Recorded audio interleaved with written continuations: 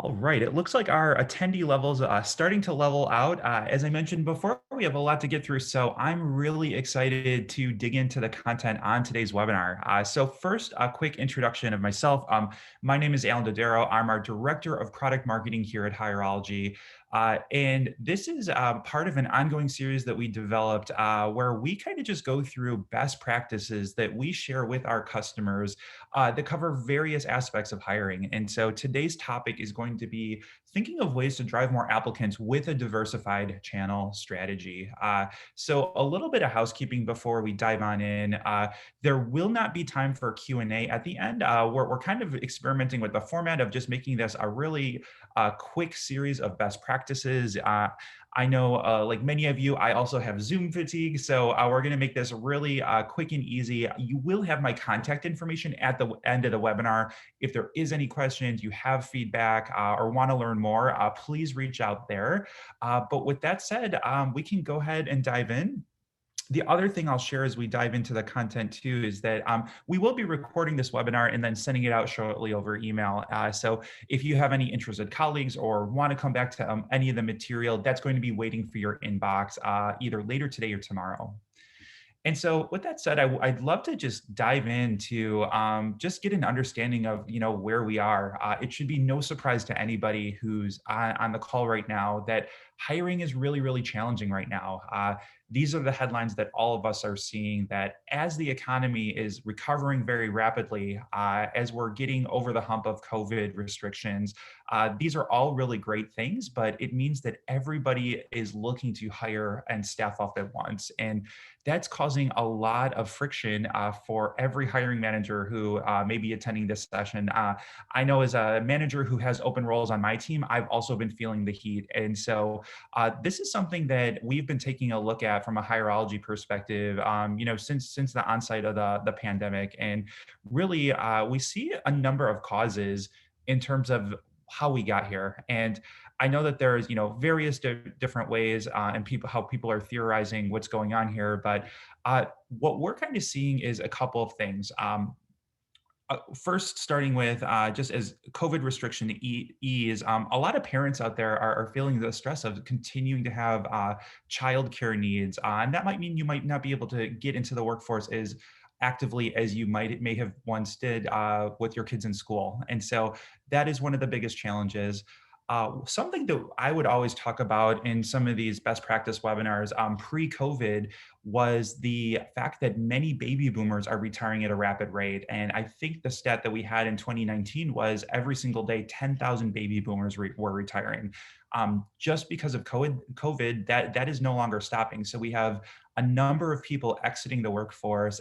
We have challenges bringing new people in, and we have the added stress of the pandemic. And all of that is coming together to make this perfect storm. And so I kind of wanted to frame the conversation here that we really coined this the applicant economy. So this is the concept where there are so many open positions that, if you are a job seeker out there, you might have any number of options at your disposal to work and find your next career move. And this is making it really hard for companies to staff up. And so I wanted to spend the time today looking at a number of really popular applicant sources.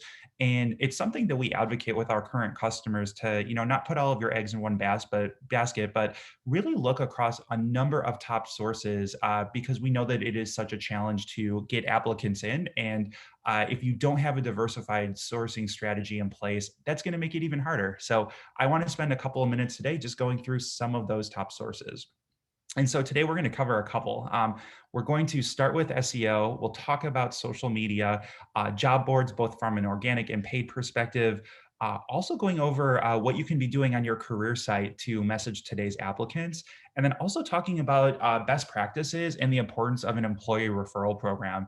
So again, lots to cover today in our quick hit series, but I think it's going to be really important to go through these channels. And I'm really excited to share with you some of the best tactics that we advocate for with our customers to hopefully make things a little bit easier to help you connect with those top applicants and then finally bring them in as hires. So, with that said, I want to start the conversation today with SEO. So, search engine optimization might be something you're using in your organization today to reach more customers. We're also part of the conversation I want to have with you during this session is how you can use SEO tactics to better source applicants for your open roles. And the reason why I think SEO is one of the channels I want to start talking about is we looked at Career Builder's research and saw that 70% of job seekers today are starting their search on Google. And so if we were having this conversation, 10 years ago, that might have been monster.com or Craigslist or Indeed. But by and large, the Google share of the job search market has been growing year after year. And they have really put a concerned effort around helping job seekers find their next positions. And so what does that look like? This is a screenshot of what the jobs widget looks like on Google. So Google is getting smarter every day. And so it understands if you're typing in any sort of job search, so uh, t- car technician jobs near me, Google understands that you're looking for a career and you don't just want a regular panel of search results. And so this is what the jobs widget looks like. And you can see, this is just a sales associate search. The jobs widget shows me a couple of jobs near me based on relevancy, and I can get just some information. So, what company is it with? Where are they located? Is it full time or part time? Are there any educational requirements? And you can see in that very first position that that is a full time role. This is going to make it really simple for job seekers to find their next position. And you can see just along the top there, I can also filter by jobs that have been posted in the past 3 days that allow me to work from home, that they're actively hiring for multiple roles. I could also look for any sort of constraints. So, is a degree required? Is it not required? Do I need to have 2 years of experience? So, as a job seeker, Google is making it really, really simple to connect these job seekers with their next opportunity. And so, Google is a very smart search engine, and so some of the tips you see on the right side are what we advocate to for our customers to really get to the top of this search results page. And so, a couple of things here that should be no surprises. So, make sure your job descriptions are between 300 and 800 words. And so, depending on what you're hiring for, you might need to be a little bit more descriptive. You might have to be a little bit less descriptive, but making sure that those job descriptions are really robust but really concise are going to go a long way making you look good to the Google search algorithms. The next thing is job titles. So this should also be very, very succinct, 1 to 3 words. I know this sounds like it's very, very limited, but you can see in this results page, sales associate or retail sales associate, these all kind of foot the bill here in terms of that job description.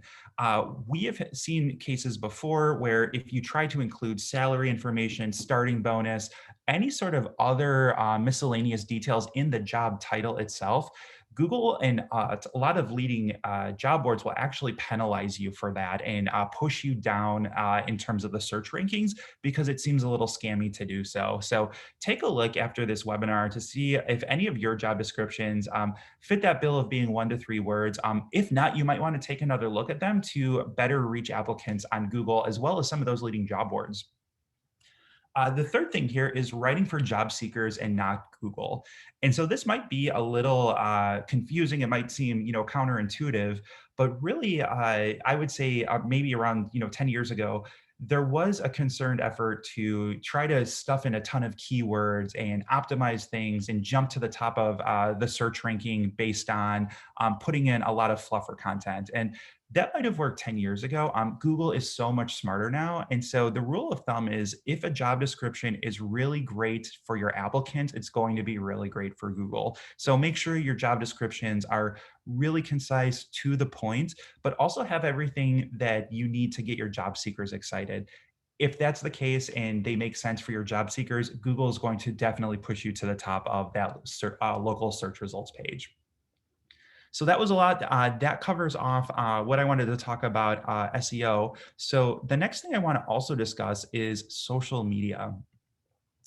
And so this is an interesting stat that I don't think should be surprising to anyone, but according to the Pew Research Center, 72% of adults in the United States are active on at least one social media account. And so I know I would count myself as one of these people, and most likely you as well. So whether that's Facebook, LinkedIn, Twitter, Twitch, TikTok, there's so many different social channels out there. And a lot of you on the call might be a part of organizations where your marketing team has social campaigns to advertise your products or your services. This is also, I think, a really great opportunity to advertise your open jobs and connect with job seekers who might not actively be looking across some of those job boards. But if you can get a compelling message in their Facebook feed or in their LinkedIn feed, there might be an opportunity there to recruit some of those passive job seekers with messages to hopefully help you proactively staff up as well. And so, what does this look like? I want to take a moment and just dive into an integration that we launched last summer with Facebook. And so, very similar to Google, Facebook is also really jumping into the hiring space. And so, we're looking at a Facebook job search here. And so, a quick plug for Hireology: we integrate directly with Facebook. So, whether or not you want to automatically share your open jobs on your Facebook business page or have them automatically appear in the Facebook organic feed, which is what we see right here, that integration is going to be included in your base subscription with Hireology. And we're already across our customer base, I'm seeing a substantial amount of applicant traffic from Facebook.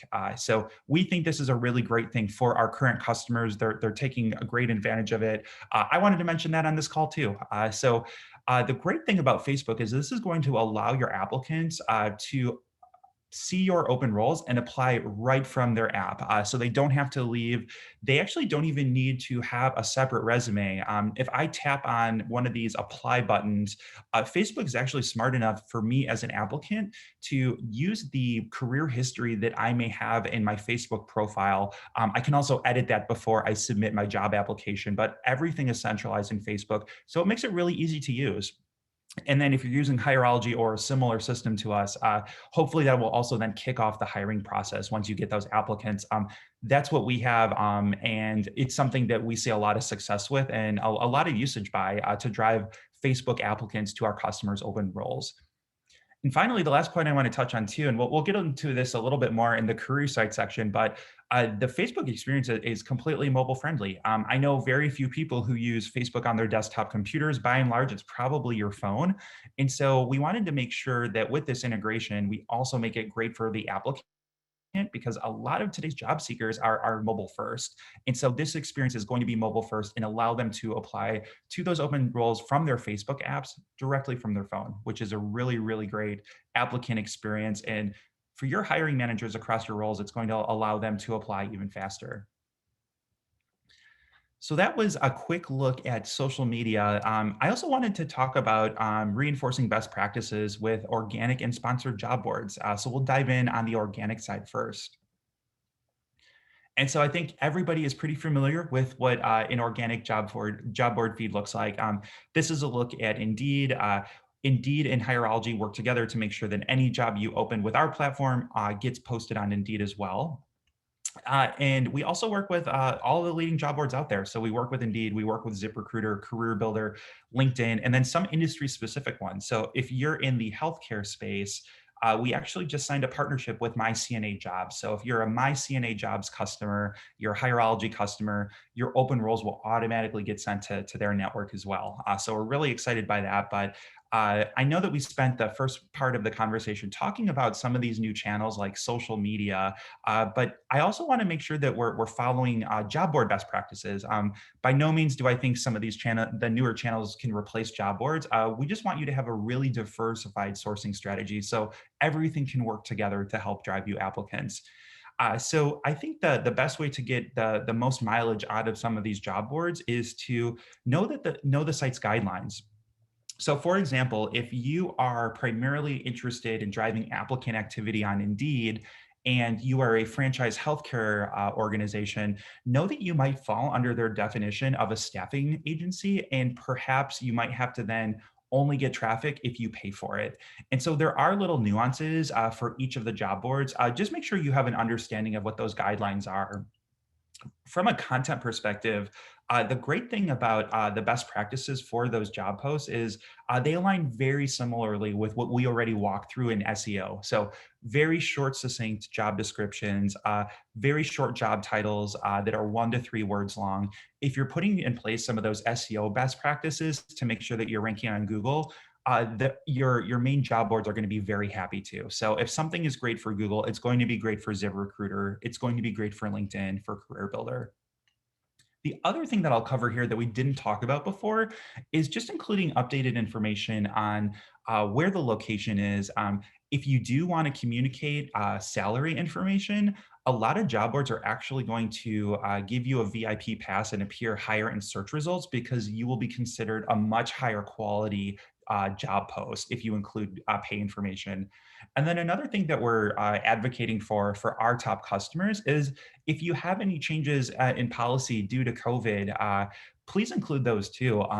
Your job seekers might have questions on, vaccine status, on what you're doing and putting in place to make sure that the team and your customers are staying safe. And so, if you have those details, your applicants are going to be curious about that. The job description is the perfect place to include some of that information. And so that's it for organic job boards at a really high level. I also wanted to briefly touch on paid job boards.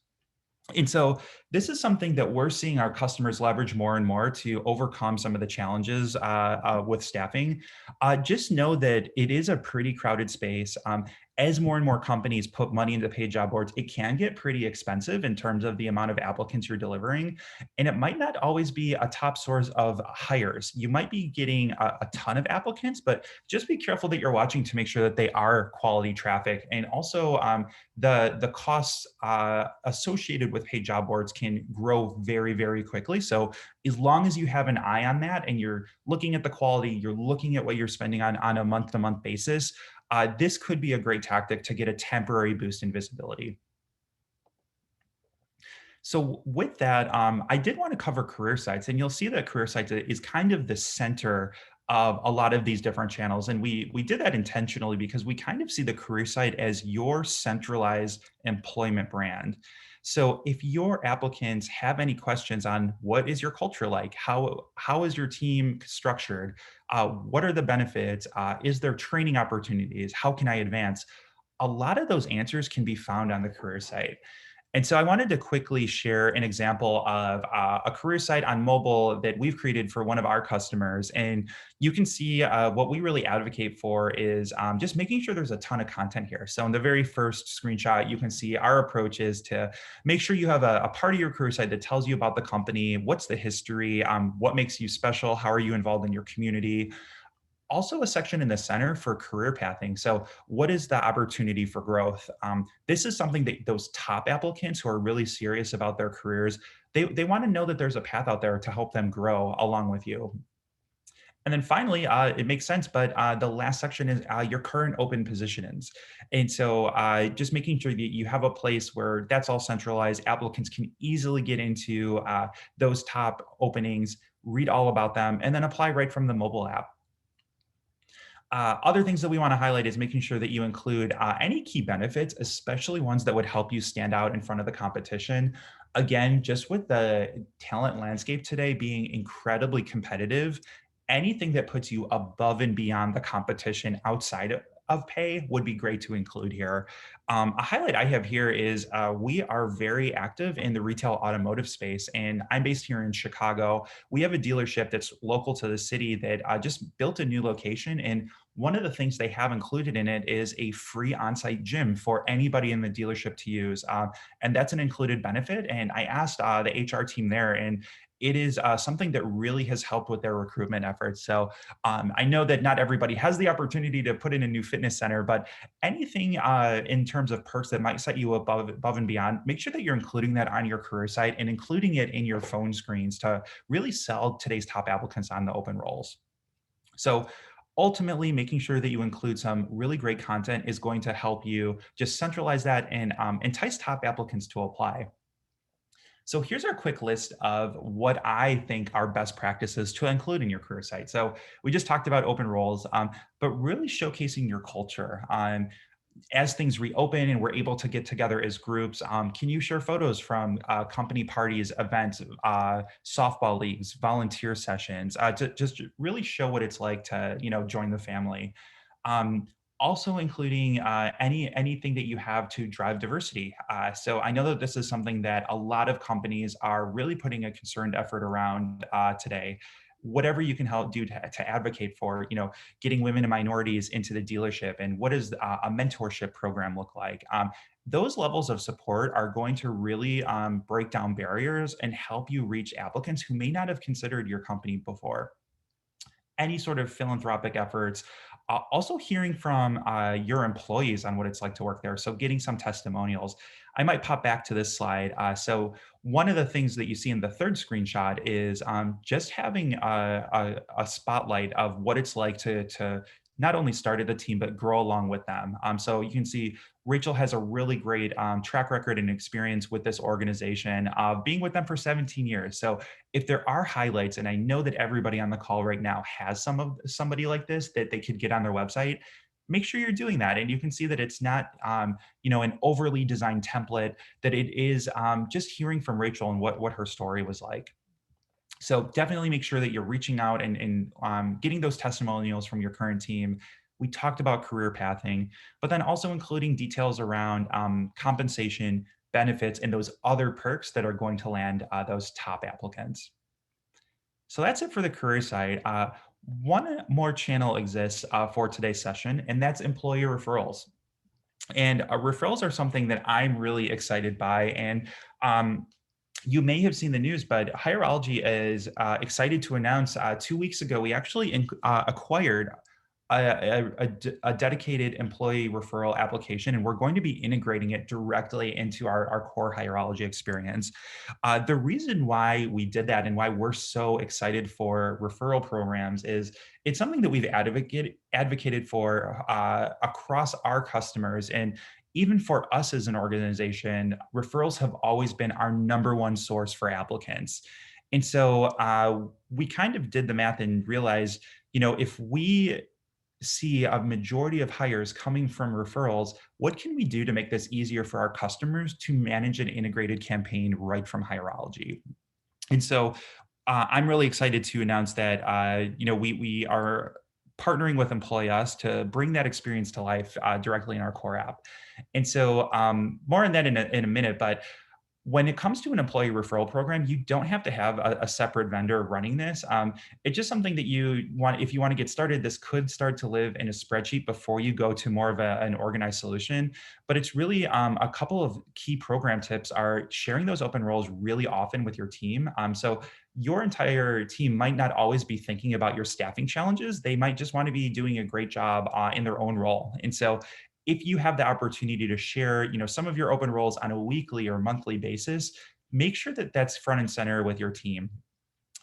And a really great way to build on that is also highlighting some of those priority roles. So, are you looking to hire some more nurses for your healthcare agency, or do you have a new fixed ops manager role for your dealership, for example? Not only making sure that your employees know that you have a program, but you have really key open roles that you're looking to staff up.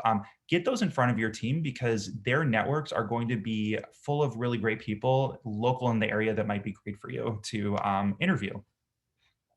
The next thing is making it incentivized. So we are lucky enough at Hireology that we have a really comprehensive incentive program, and it's something that our team really takes advantage of. But even a cash reward of 250, 500, 1,000, even $3,000 to connect with a really top applicant and potentially turn them into a hire might be a really great ROI activity compared to sponsored job posts or some other applicant channels out there. And finally, the last thing I have on here is making it simple and easy. So your employees could be such a great asset for you to refer people in. You just have to make sure it's easy for them, though. Having a really streamlined process, a really great way to collect those referrals and following up, and then kickstarting your hiring process. As long as you make it easy, your team is going to love participating and also getting incentivized to do so. So that's what it looks like on paper. Some of the results we've pulled is across our customers who have a referral program today, 38% of referred applicants become candidates. So this means that the hiring manager took a look at the resume and said, all right, I actually want to interview this person. They look really qualified. Very interestingly, over 10% of those become hires. And so if you are a referral, you, without doing anything else, have a 1 in 10 chance of getting the job. So this is a really high performing channel. And so what does that look like in terms of some other applicant channels? So we also ran the numbers, and you can see that for the percent of applicants, how many of those applicants eventually end up in hires? We just talked about referrals is over 10%. So it's 10.7% of referrals eventually become hires. And you can see some other key channels here. So, our customers are very active on Indeed, very active with their career sites, with Craigslist, Zip sponsored. But the referrals just blow all of the other channels out of the water. They're over 4 times more efficient than Indeed, for example. And so I really think that referrals are a really great way to drive hires in a time when that has never been harder. So think about that. I know we covered some best practices for getting this launched if you don't already have one. And if you're looking for a solution that might be a little bit more sophisticated and integrated with your hiring process, and you're not using Hireology today, we should definitely talk, because I think that this is going to be something that for the rest of the year and probably early next year, it's going to be just as challenging to find great talent. Referrals could be a great way to overcome that. And so I know that we're getting to the half hour mark. So went a couple of minutes longer than I had anticipated, but lots of really great stuff to go through. And I didn't want to go too quickly, but I just wanted to thank everybody for attending today's session. I know we went through a lot in terms of SEO and Google best practices. We covered off the value of an employee referral program and the excitement that we have around the acquisition and how we're making that easier for our customers. Best practices around social media, organic and paid job boards, and then finally, what kind of content to put on your career site. So again, the purpose of today's session was to just kind of introduce you to some of the best practices for what we consider to be top applicant sources. And hopefully some of the tactics that we discussed today are things that you can put in place to hopefully help you have an easier time of making those hires. And so, like I said, I'm going to let everybody go. We won't go through a full Q&A, but if you do have any questions or feedback or want to learn a little bit more about our new employee referral offering, get in touch with us. So just shoot us an email to info@hireology.com. I am also on this email alias. So if there's any specific questions about today's webinar, definitely let me know. I will get back to you as quickly as possible, but just wanted to say thank you to everybody. I know that this is a really trying time for everybody to try to hit our staffing goals. So you taking a half hour of your time to, learn from some of our best practices is something I really, really appreciate. Again, this is Alan from Hireology. I just wanted to say thank you to everybody again, and please get in touch if you have any questions. Thanks and have a great day.